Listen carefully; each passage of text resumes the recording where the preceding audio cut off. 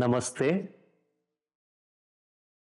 मैत्रीबोधच्या परिवर्तनाच्या शाळेत आपल्या सगळ्यांचं स्वागत आहे.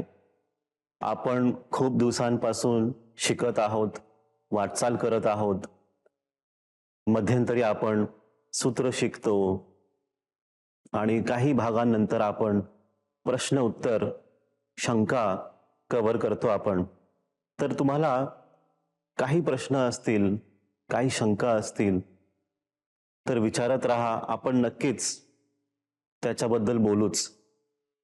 आपण शिकवलं होतं की गोष्टींना तुम्ही पर्सनली घेऊ नका, व्यक्तिगत पाहू नका. प्रत्येक गोष्टी, घटना काही घडत असतील तुमच्या आसपास, तर त्यांना तुम्ही पर्सनली पाहू नका की मीच त्याच्यात, माझ्यामुळेच, मलाच. हा जो विचार आहे ना,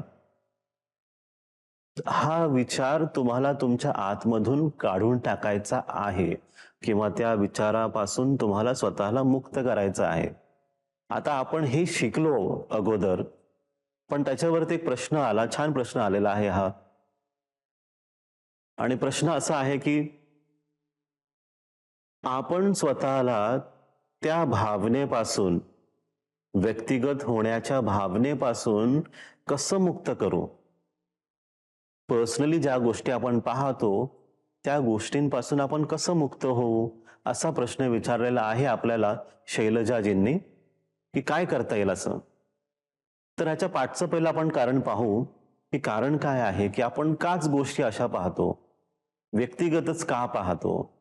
आता ह्याच्या पाठचं कारण काय, की आपण जेव्हा किंवा काही व्यक्ती आहेत त्यांचा स्वभावच असा आहे, आपण जेव्हा खूप संवेदनशील होतो, भावुक होतो, ओव्हर सेन्सिटिव्ह, ओव्हर इमोशनल जेव्हा पण होतो, तेव्हाच हा असा भाव येतो, मलाच, माझंच, माझ्यामुळेच, अशी भावना आतमध्ये निर्माण होते. आता कोणी जर खोकला तरी माझ्यामुळेच तो आजारी पडला,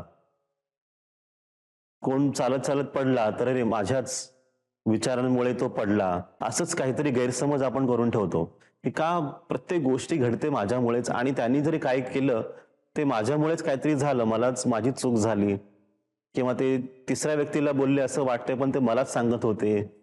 ही जी अशी भावना आहे ना, त्याच्यामुळे तुमचाच वेळ व्यर्थ जातोय. ते न करता आपण स्वतःला आता एका नवीन दिशेला पकडून चालवत जावं लागेल आपल्याला. काहीतरी एक वेगळा बदल आपल्यामध्ये आपल्याला घडवून आणावा लागेल. तर मुक्त व्हायचं आपल्याला ह्या भावनेपासून. जास्तच इमोशनल, जास्तच सेन्सिटिव्ह.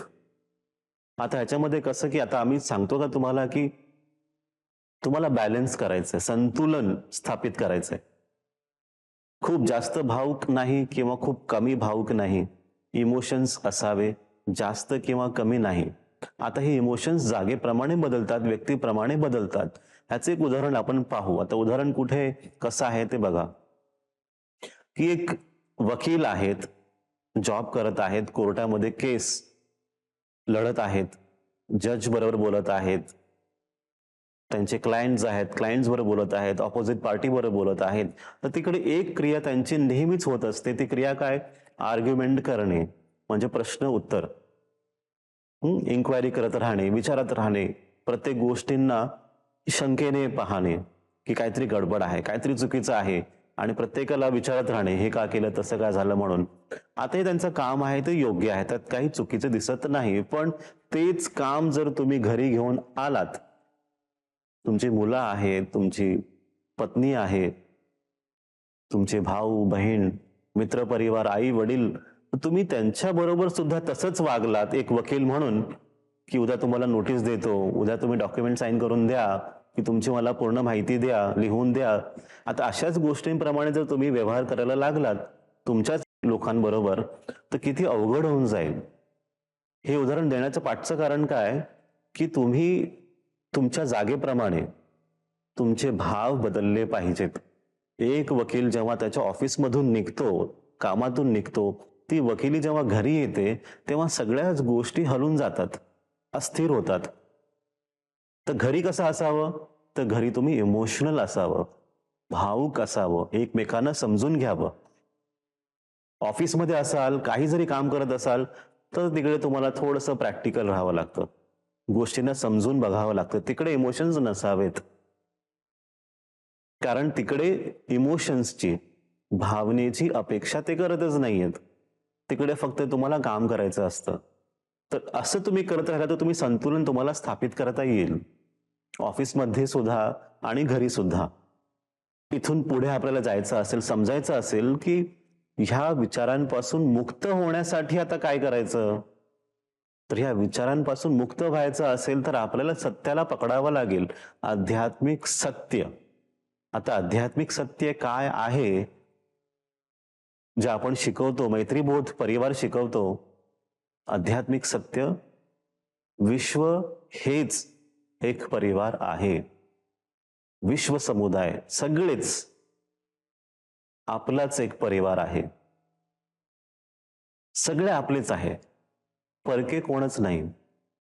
जेव्हा तुम्ही ह्या सत्याला पकडता, विश्व हेच एक परिवार आहे, ह्या सत्याला पकडता, तेव्हा तुम्ही त्या असत्यापासून प्रत्येक गोष्टींना व्यक्तिगत रूपात पाहणे, या असत्यापासून तुम्ही मुक्त होता, दूर जाता. कारण सगळेच आपले आहेत. म्हणून ह्या विचारांपासून मुक्त व्हायचं असेल तर या सत्याला पकडा आणि इथून पुढे आपली वाटचाल चालू ठेवा. हे विश्वच आपले परिवार आहे. हे परम सत्य आहे. हीच वस्तुस्थिती आहे. ह्या सत्याला तुमच्या आतमध्ये उतरून जाऊ द्या. ह्या सत्याबरोबर एकरूप व्हा आणि ही परिवर्तनाची वाटचाल अशीच पुढे चालत राहू द्या.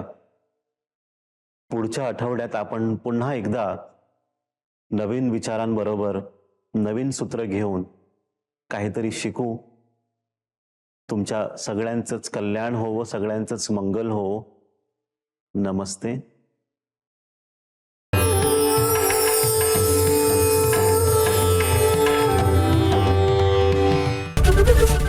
एबीपी माझा, उघडा डोळे बघा नीट.